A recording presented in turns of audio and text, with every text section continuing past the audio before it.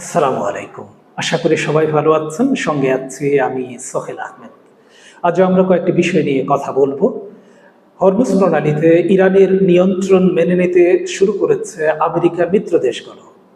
সেখানে গত কয়েকদিনে জাহাজ চলাচল বেশ খানিকটা বেড়েছে। এটা কি করে সম্ভব হলো এবং ইরান সেখানে কিভাবে নিয়ন্ত্রণ প্রতিষ্ঠা করে আছে সেটা নিয়ে আমরা বিশ্লেষণ করব। মার্কিন সাময়িকী নিউজ উইক খবর দিয়েছে যে ট্রাম্পের ইরান হামলা উল্টো ফল দিচ্ছে। ট্রাম্প চেয়েছিল সেখানে পরমাণু বোমা হামলার হুমকি নস্যাৎ করে দিতে, কিন্তু উল্টো হতে পারে। সমালোচনাধর্মী এই প্রতিবেদন নিয়েও আমরা কথা বলবো। এর বাইরে আমরা ওয়াশিংটন টাইমসের একটি খবর তুলে ধরবো, যেখানে বলা হচ্ছে যে আমেরিকা ইসরায়েলকে রক্ষা করতে গিয়ে তার ইন্টারসেপ্টরের মজুদ অর্ধেকের বেশি ব্যবহার করে ফেলেছে, যেটা সে দেশ ইসরায়েলের জন্য তার প্রতিরক্ষা সক্ষমতা কমিয়ে ফেলছে, যেটা ভালো কোনো লক্ষণ নয়। এ নিয়েও আমরা বিশ্লেষণ করব। তো চলুন আমরা মূল আলোচনায় চলে যাই। হরমুজ প্রণালী দিয়ে গত কয়েকদিনে 31টি জাহাজ অতিক্রম করেছে। তার মধ্যে দক্ষিণ কোরিয়ার একটি জাহাজ রয়েছে। দক্ষিণ কোরিয়া হচ্ছে আমেরিকার অত্যন্ত ঘনিষ্ঠ মিত্র দেশ। এই দেশটি ইরানের কর্তৃত্ব নিয়ন্ত্রণ মেনে নিয়ে ইরানের সাথে সমঝোতার মাধ্যমে সেই হরমুজ প্রণালী অতিক্রম করেছে। এর মধ্য দিয়ে আমরা বুঝতে পারছি যে আমেরিকার মিত্র দেশগুলো আর আমেরিকা তাদেরকে নিরাপত্তা দিয়ে হরমুজ প্রণালী অতিক্রম করিয়ে দিবে সেটা অপেক্ষা থাকছে না। তারা ইরানের সাথে দ্বিপক্ষীয় সমঝোতার মাধ্যমে ইরানের নিয়ন্ত্রণের যে কৌশল মেকানিজম সেটাকে মেনে নিয়ে হরমুজ প্রণালী অতিক্রম করতে শুরু করেছে। দক্ষিণ কোরিয়া ইরানের কর্তৃপক্ষের সাথে সমঝোতা করেছে যে তারা তাদের জাহাজ নিয়ে যাবে এবং এর বিনিময়ে তারা ইরানের যে চাহিদা সেটা পূরণ করবে। পাশাপাশি ইরান আরও 30টি জাহাজকে সেই হরমুজ প্রণালী দিয়ে যেতে দিয়েছে। সেসব জাহাজও ইরানের সাথে ইরানের কর্তৃত্বকে স্বীকার করে নিয়ে ইরানের দেখানো পথ দিয়ে সেই প্রণালী অতিক্রম করেছে। এর মধ্য দিয়ে মার্কিন যে নৌ অবরোধ সেটাও ব্যর্থ হতে চলেছে। এসব জাহাজকে আমেরিকা আটকাতে পারেনি বা আটকায়নি। আমেরিকা বলেছিল যে ইরান এই প্রণালী দিয়ে যাদেরকে যেতে দেবে সেগুলোকেও তারা আটকে দেবে, কিন্তু সেই তৎপরতা যে ভেস্তে যাচ্ছে, সফল হচ্ছে না, সেটা আমরা সাম্প্রতিক ঘটনাবলীতে দেখতে পাচ্ছি। হরমুজ প্রণালীতে ইরান এরই মধ্যে তার নয়া মেকানিজম বাস্তবায়ন করছে। এরই মধ্যে ইরান সেখান থেকে টোল আদায়ের জন্য ওয়েবসাইট খুলেছে এবং সেটি কিভাবে অন্যদের কাছ থেকে টোল আদায় করবে তা নিয়ে কাজ অব্যাহত রেখেছে।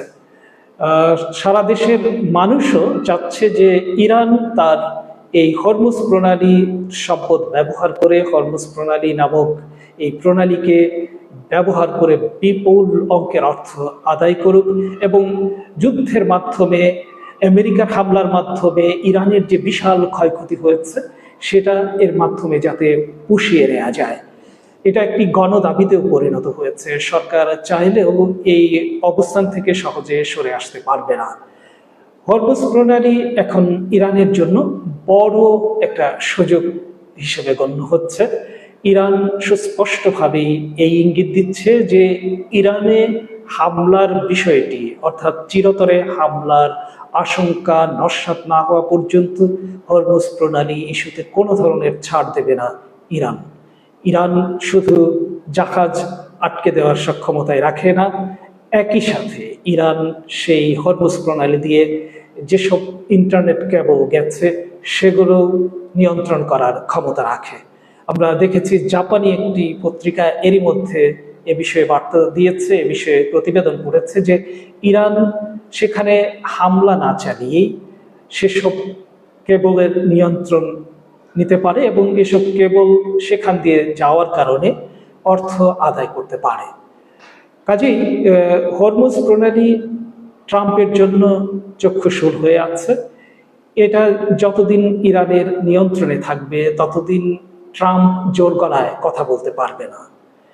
ট্রাম্প বলেছিল যে ইরানের নৌবাহিনী তিনি ধ্বংস করে দিয়েছেন, কিন্তু এখন সারা বিশ্ব দেখছে ট্রাম্প যাদেরকে ধ্বংস করেছেন বলে দাবি করে আসছেন সেই নৌবাহিনী দিয়েই ইরান হরমুজ প্রণালী নিয়ন্ত্রণ করছে, সেখানে একক আধিপত্য প্রতিষ্ঠা করেছে, সেখানকার সব কিছু এখন ইরানের নিয়ন্ত্রণে। আমরা আরেকটি খবর নিয়ে পর্যালোচনা করছি, সেটি হলো নিউজ উইক বলছে যে ইরান পরমাণু বোমা তৈরির দিকে যেতে পারে। তাদের মতে ইরানে নয়া সর্বোচ্চ নেতা সৈয়দ মুজতবা খামেনি আসার পর পরমাণু বোমা হারাম বলে যে ফতোয়া ছিল সেটাতে পরিবর্তন আসতে পারে। অর্থাৎ সৈয়দ মুজতবা খামেনির বাবা সৈয়দ আলী খামেনি যে ফতোয়া দিয়েছিলেন যে পরমাণু বোমা তৈরি, সংরক্ষণ এবং ব্যবহার হারাম, সেটাতে তিনি পরিবর্তন আনতে পারেন। এটি নিউজ উইকের ধারণা। তবে ইরানের ভেতরে পরমাণু বোমা তৈরির জন্য একটা দাবি ক্রমে জোরালো হচ্ছে, যেটা এর আগে এভাবে ছিল না। ইরানের শহীদ সর্বোচ্চ নেতা তিনি এই অস্ত্রটি যেহেতু গণবিধ্বংসী এবং অল্প মাত্রার বোমা ব্যবহার করেও বিশাল জনগোষ্ঠীকে একেবারে মাটির সঙ্গে মিশিয়ে দেওয়া সম্ভব, সে কারণে তিনি এই বোমাকে হারাম বলেছিলেন। এমনকি তিনি এটি সংরক্ষণ এবং ব্যবহারকেও হারাম বলেছিলেন। এখন নয়া সর্বোচ্চ নেতা আমি যতটুকু মনে করি তার বাবার পথেই চলবেন, এতে সন্দেহ নেই। তবে একথাও সত্য যে গণদাবি, জনগণের যে প্রত্যাশা, সেটাকেও তিনি উপেক্ষা হয়তো করবেন না। পাশাপাশি নতুন যে বাস্তবতা, ইরানের উপর এভাবে আর কখনোই দুই বড় সন্ত্রাসী চক্র একত্রিত হয়ে কখনো হামলা করেনি, সেটা থেকে নিজেকে রক্ষার জন্যেও ইরান নতুন কৌশলে যেতে পারে। পাশাপাশি ইরান একথাও বারবার বলছে যে তারা নতুন যুদ্ধে নতুন অস্ত্র ব্যবহার করবে। সেই নতুন অস্ত্রটি কি হবে সেটা সম্পর্কে সঠিকভাবে জানা না গেলেও এটা নিশ্চিত যে তারা নতুন চমক দেখাবে, যেটা গত 40 দিনের যুদ্ধে তারা দেখিয়েছে। সে সময় ইরান আমেরিকার 40টির বেশি বিমান ধ্বংস করেছে, তার মধ্যে F-35 রয়েছে, তাদের জ্বালানি সরবরাহকারী বিমান রয়েছে, তাদের ভ্রাম্যমান অর্থাৎ আকাশে উড্ডয়নরত যে রাডার বিমান সেটাকে ধ্বংস করেছে। বিপুল অঙ্কের অর্থ তারা খুইয়েছে এর মাধ্যমে, অর্থাৎ আমেরিকার বিশাল অর্থ ক্ষতি হয়েছে এই যুদ্ধে, বিশেষ করে শুধু আকাশে। আমরা এর আগে শুনেছি যে ইরান আকাশ প্রতিরক্ষায় দুর্বল, কিন্তু শেষের দিকে আমরা দেখলাম যে ইরান একের পর এক মার্কিন বিমান ধ্বংস করে দিচ্ছে এবং এর মাধ্যমে ট্রাম্প থেমে গেলেন। ট্রাম্প যখন দেখলেন যে ইরানের বিমান প্রতিরক্ষা ব্যবস্থাও অত্যন্ত শক্তিশালী হয়ে গেছে, তখন তিনি পিছু হটলেন, যুদ্ধবিরতি ঘোষণা করলেন। সেই যুদ্ধবিরতি এখনো তিনি অক্ষুণ্ণ রেখেছেন। তিনি বারবার হামলা করবেন বলে ঘোষণা দিয়ে পিছু হটছেন, বলছেন অমুক দেশ আমাকে অনুরোধ করেছে, অমুক দেশ বলেছে যে আলোচনা হবে, কাজেই আপনি এখন যুদ্ধবিরতি অটুট রাখুন, নতুন করে হামলা চালাবেন না।